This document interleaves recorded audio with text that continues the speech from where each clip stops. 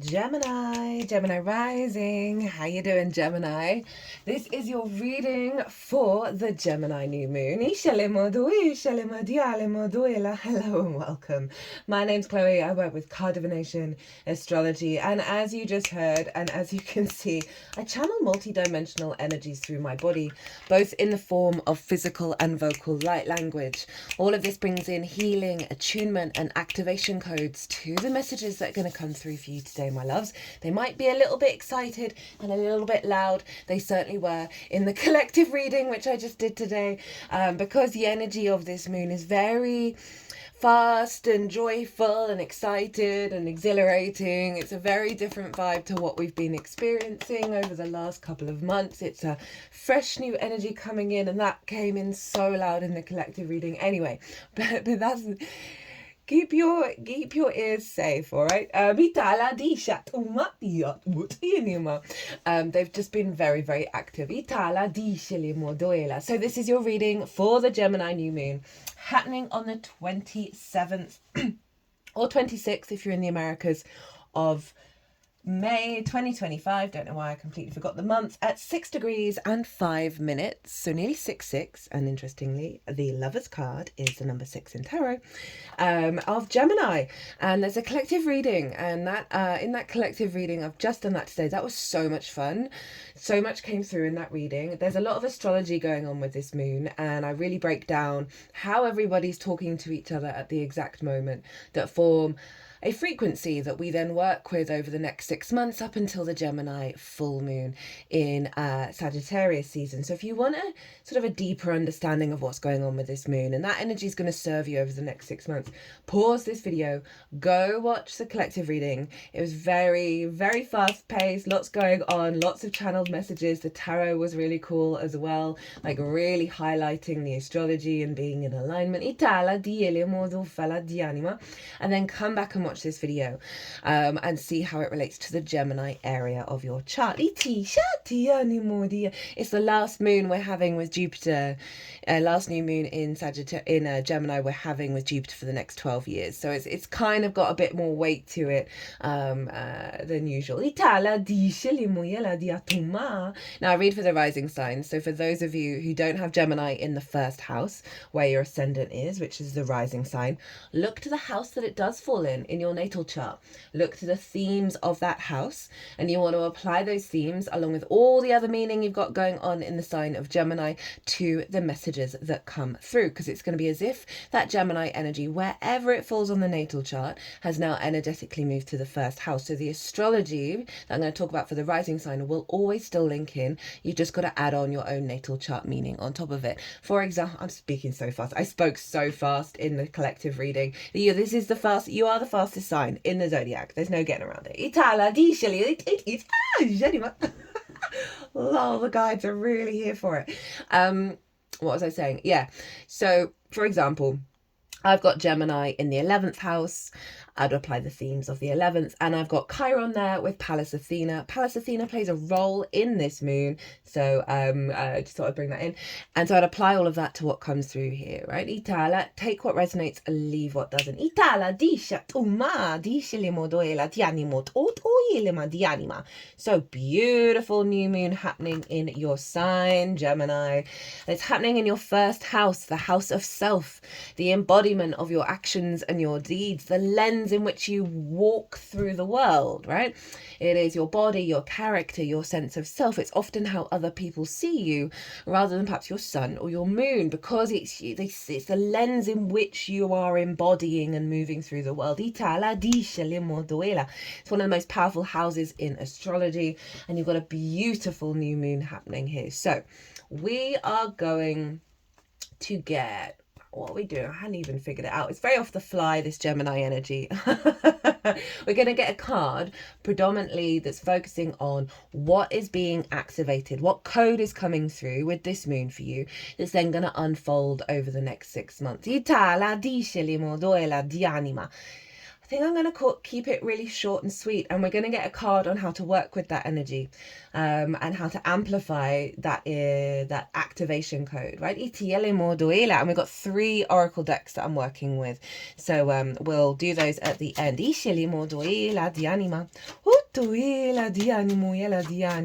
So new moon conjunct Mercury. Mercury is the ruler of Gemini, the ruler of you, and it is ruling the entire chart. Your whole chart and the whole chart of the moon is being pulled into Gemini, right? So it's a real big focus here. Uranus is still in Taurus. It's going to move into Gemini. When is that? I think it's like the 11th of July. Yeah, 7th of July. Close. Jupiter is 8th or 9th of June into the sign of Cancer.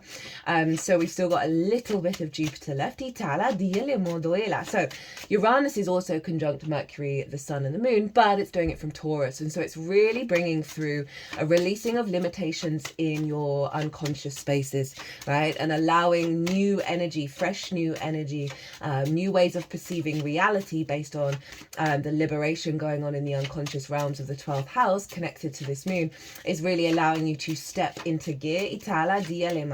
And the main message that came through in the collective reading was activating a level of commitment to joy and curiosity. No, play. So sorry.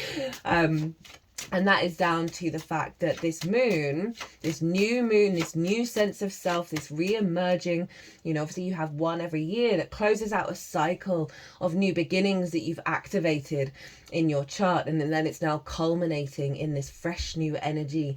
And honestly, the vibe shift was really, really cool. Okay, interesting. Interesting cards.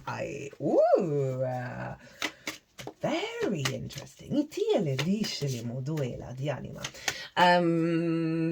Yeah, so this is really a big reboot for you every year when you get a new moon in the first house of how you walk your talk. Right, so you might want to set new intentions around the elevation of self, the elevation of your embodiment, your sense of who you are, and the confidence in that, right? The play, the freedom, the curiosity of evolving and growing. You can also set intentions to help you work through any blocks around your full embodiment. We're in a year 9, the year of the wood snake. Regulars, I know I'm saying it every transit. You got it till the end of the year. The work that we do on our soul retrieval, which means chipping away at the conditioning, collective, social and individual of there are so many aspects of yourself that you think are you that are not you. And so doing that deep dive, doing the shadow work, really observer mode. You can set intentions with the new moon in the first house or to help, ask the sun and the moon, help reveal to me something that might be really blocked, right? That you can then do the work. The work that we do this year on the soul retrieval, on the integration of self. I mean, it's always profound, but the astrology of this year and next year is insane. It's just, we signed up for it. We signed up for this really transformative mega shift in reality. And we're here and we're doing it. And so, yes, it may be difficult this year. Yes, there may be challenges, lots of karmic cycles. Lots of karmic cycles showing up. Okay, you got some bonus cards. It's totally worth it. So trust. But the energy of this Gemini season is feeling really like clear. So new moon in the first, making really strong aspects to Saturn, Neptune and Ceres at the beginning of Aries in your 11th house of hopes and dreams.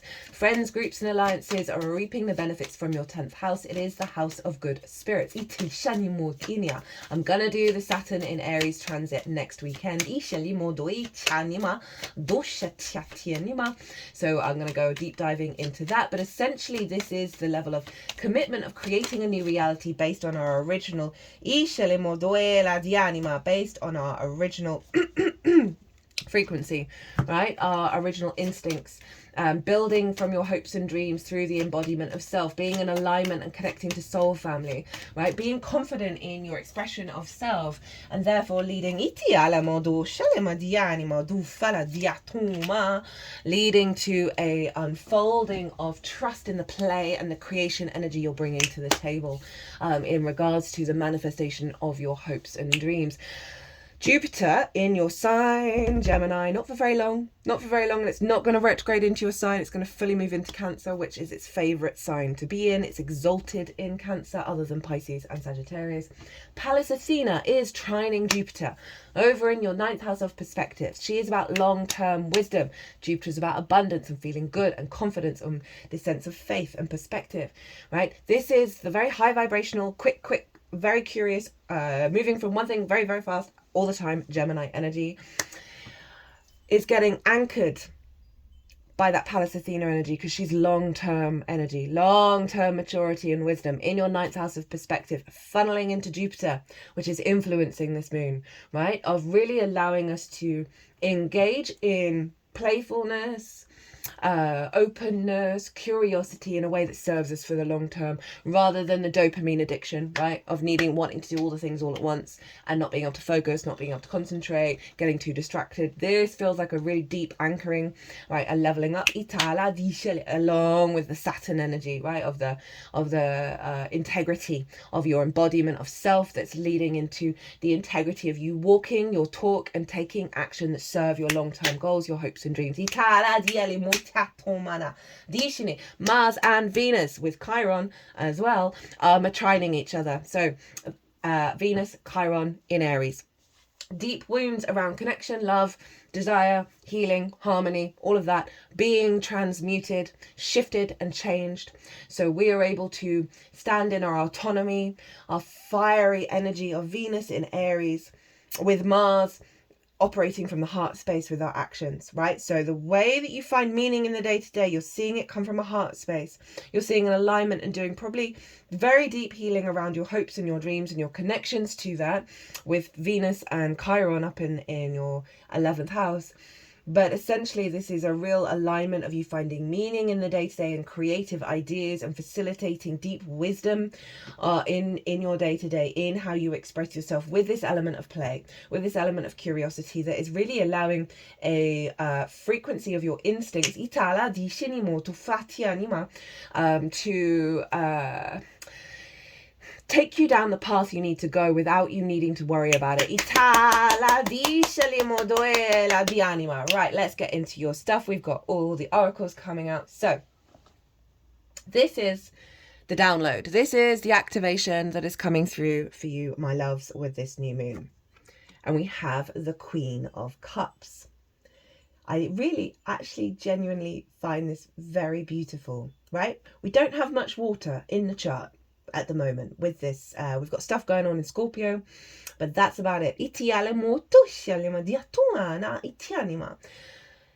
very yang moon, so that's why I was like, oh, this is interesting. And the cards that you've got, given how yang this is, all the fire and air, this is deeply nourishing. This is the word I always get for the Queen of Cups is serenity.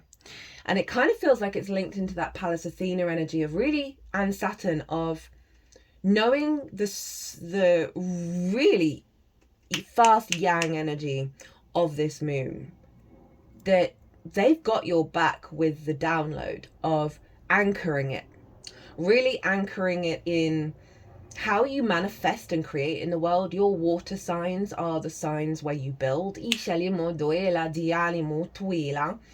and nurture and take care of yourself. And as I said, this card for me, the key word is serenity, right? Gemini, not necessarily a word I'd use for Gemini stereotypically. So this is anchoring you in a softness, in a serenity, in a tender care of your creation energy, of your love, of your emotional body. It's very soothing. I'm getting such big soothing vibes from this. And she's very, very psychic, right? There is not a cloud in the sky. There isn't a wave on the ocean. She can, as in there's a stillness, there's a calm, so you can see really far on the horizon, like really far into the future. she's not bothered by what she's seen. She's not freaked out. She's not thinking she's got to rush around everywhere and do all the plans and, oh my God, the end of days is coming, right? That's not the vibe of the Queen of Cups. In fact, she's so serene with what she intuits and what she feels. She's turning into her environment. She's so present. Look, her foot is blue, right? And you've got the little cherubins hanging out, little myrrh energies. So there's a real nourishment and tenderness to that which is innocent within you. Oh, my third eye's throbbing at that one. So this is in your first house. So you're activating through this expression of the moon. You are activating a deepening of your psychic intuition of how you build in the world with all the water signs in your chart through the embodiment of self. Right, so there's a softness, there's a nurturing coming in that is allowing more of the play to come out, but that is nourishing rather than burnout, rather than exhausted. You're very psychic in your actions and your deeds, and your embodiment are of the path of the long-term goals, right, of those hopes and dreams. Beautiful energy. You know, you've got Cancer in your second house of your skills and your tools and how you manifest. So there's a little link here around, obviously the moon is always influencing Cancer with every lunation, right? So there's a real sense of your embodiment and your skills of how you manifest in this reality, your sense of value, right? And your capacity to be playful, be open, be curious, but at the same time, this very loving, very nurturing energy within you that's meaning you're not, you know, one phrase I have for the Gemini risings in particular is whiplash, right? It's, oh, that's a cool idea. I want to do that. Oh, I want to do that. Someone's just called me. I've already got 2 plans today. Let's do it. Let's add a 3rd plan. And it leads to burnout, right? Shout out to my Gemini risings. You're phenomenal. I absolutely love Gemini energy. I was waxing lyrical in the collective reading, but you are the fastest moving sign. Mutable energy, air energy, Mercury and Yang. Whoa, go. So I love that this has come through. Very soothing, very nurturing, very loving. Okay, how to work with this energy, how to amplify and really facilitate that Queen of Cups, the Page of Cups, who actually showed up in the collective reading. See what I mean when I was like, whoa, this is interesting. This is Pisces energy, right? That's your 10th house of life path and career. They want you to step into a space of not knowing and a space of curiosity. This figure is talking to a fish and that fish is talking back, and neither of them are weirded out by it, right? So there's a sense of the unknown, the unusual, the magic of the universe, right? The synchronicities, the intuition. Pages are very useful. They've just got in the court. They are not jaded.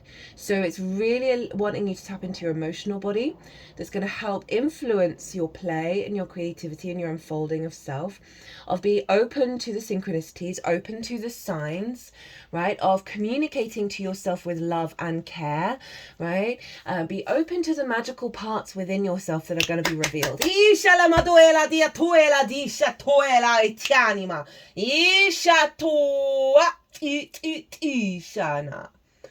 They like that one.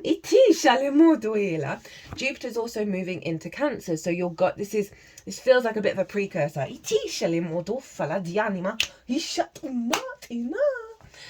So all water. So be curious, be open, play with your imagination more, play with just getting a bit more creative, right? So this is your sense of self. This is your embodiment. They're wanting you to try new opportunities, new things, try new things, communicate in different ways, navigate life from a flow state rather than a freneticism.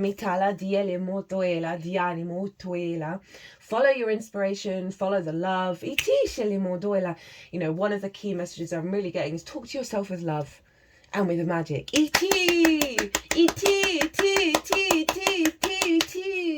Beautiful. Okay, what's at the root? What's the root energy of the activation? And you won't believe it. And this is why I was like, okay. The High Priestess, the Moon's card, but also a very yin, watery energy. So this is and these two are very similar in their frequency, right?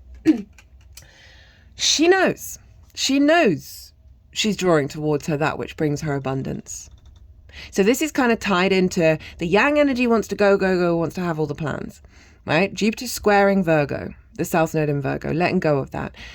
All that yang energy in your hopes and dreams, they're asking you to surrender, to soften before taking action, to trust in the unfolding, to not live in a state of regret and fear over what may have been done or not been done, and know that at the root of this unfolding is for you to come into balance with the 3D and the magical reality, and trust in your higher self and that higher guidance, right? And get out of a state of regret, get out of a state of doubt of, oh, did I do the right thing? Did I make the right plan? Should I have gone there? Should I have spoken to that person? This is not about not holding yourself accountable, but at the same time, there's so much love that wants to come through in this. There's so much softness and flow that's coming in, where it's just chilling out the freneticism.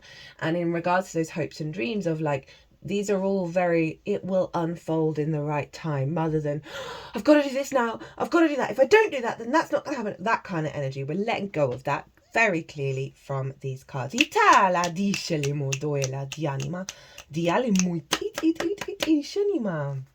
Okay, so first up, I'm using Rainbow Brainskull, which, even though that's more of my Scorpio deck, I wanted to use oracle cards that are quick and fast. I did that with these, predominantly with the oracle reading, which will be the last reading that come out. But also the sense of humor from this is very Scorpionic, but there is an element of the Gemini to it, right? It's a bit tongue-in-cheek, it's a bit upfront, it's all of that. So I wanted to use this deck. So what have we got? This was the first one that came out, and then you got 2 bonus ones. You're not supposed to always be happy. Let happy sleep. The battery will always recharge if you leave it plugged in long enough. You know how to replenish your phone's battery. Treat your emotions the same way. Give it time. I really, really like this in terms of, I feel like it's linked into what I was talking about, how this is so nurturing and so caring, and there's a level of trust, and there's a level of feeling that trust.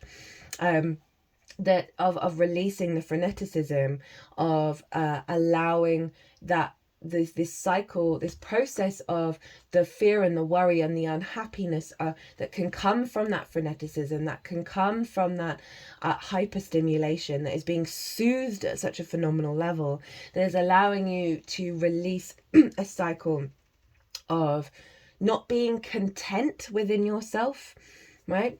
And I feel like this is wanting to be in the past, in terms of what we closed out with the Scorpio energy of really making peace with a lot of emotions within us and not fighting them. And then this is the soothing energy that's coming in, that there may be tendrils of this, of the unhappiness, of giving each emotion enough time to heal. But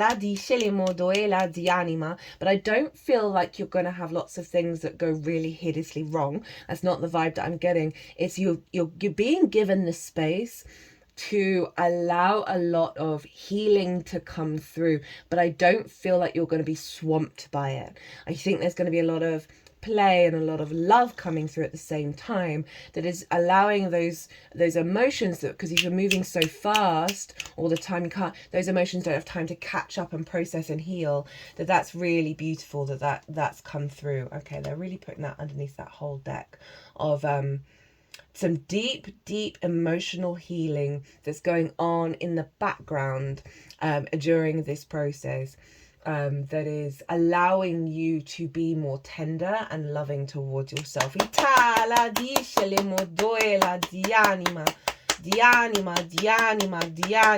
Right, so we've got here, we've got desire, very much like the sort of traditional way of looking at the Lovers card, and we've got trust. So for a first house 11th house domination of the chart, we've got a bit of the 9th house thrown in as well. This feels like falling in love, right, with your hopes and dreams, your desires, your passions, right, that Venus-Mars connection. For some of you, that may be activating a cycle of divine unionship. I'm always wary of saying these things on this channel because not everyone's here for love, and the more that we focus on ourselves and our frequency, the more we naturally draw these things in without even needing to worry about it. But there's this sense of a rekindling of your motivation and your desire together in your instincts. This very much represents the Mars-Venus trine. And trusting in the processes as this rekindles within you, your flow state is going, and these are very much about trust, is going to guide you along your path. You're not going to have to, my third eye is really throwing, you're not planning or worrying or freaking out. There's a level of trusting in the unfolding of those hopes and dreams manifesting through your embodiment, through your sense of self, right? Rather than, as I said, being in that state of regret.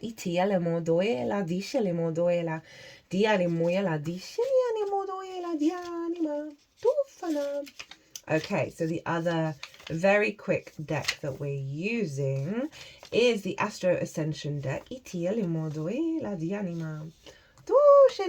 And we have the 8th house, transformation, death and judgment. I did mention that Scorpio energy. Death and rebirth, baggage, trauma, metamorphosis, endings, magic, mystery, occult, sex, underworld, crisis, other people's money and inheritance. And from the book, woohoo, you're getting rid of some intense and heavy baggage. It's about time that door closed. Be ready to be reborn. Very appropriate for the 1st house as well. New moon in the 1st. And kind of ties in with like this undercurrent that I don't feel is very heavy, is that with all of this water, which is why I was like, whoa, I wasn't expecting that, of the healing energy with these cards that is really allowing you to soothe the pain, soothe the old patterns, for you to emerge in a place of serenity. Intense emotions are coming up, or maybe life hit you with some crises. Either way, you're being challenged and it might not be so easy for the moment. Be extra kind to yourself. Now that might be relevant for some of you moving forward, or acknowledging all that has come before, right? Because of the closing out, the rebirth that's happening here. Interesting. And this very much ties in with Uranus in the 12th, right, of the unconscious spaces. Uranus is the great liberator. So there's really bringing in a release, a big release of these things that have been stuck inside of you. So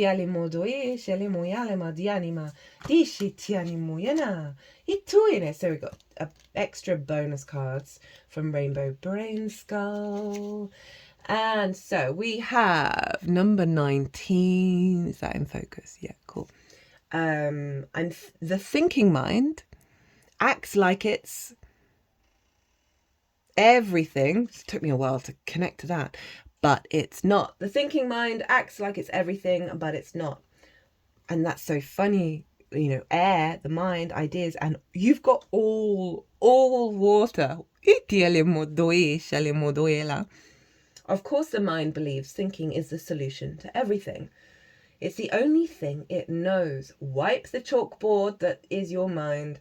Use your body to move around, run, dance, jump, act ridiculous. You are a powerful vehicle that moves by sheer will. Interesting, it brings the body in. Taurus is your physical vessel, is your power up. Uranus is liberating it. And we get so many, if you've not read this book or audiobooked it, The Body Keeps the Score. I cannot recommend it enough.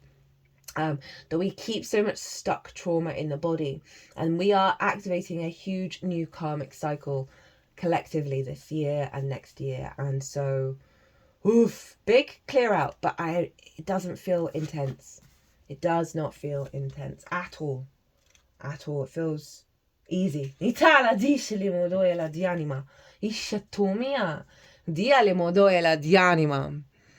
You never get there and you never stay here. You are never in the past or in the future. Your awareness perpetually resides in the now. Stop yearning and appreciate the infinite magic of the eternal presence. She is so at peace, she is turning into her environment. This is all intuitive magic, right? Of flow, of be here now. And again, that's not being in, I kept saying about the regret energy, right? Oh, should I have done that?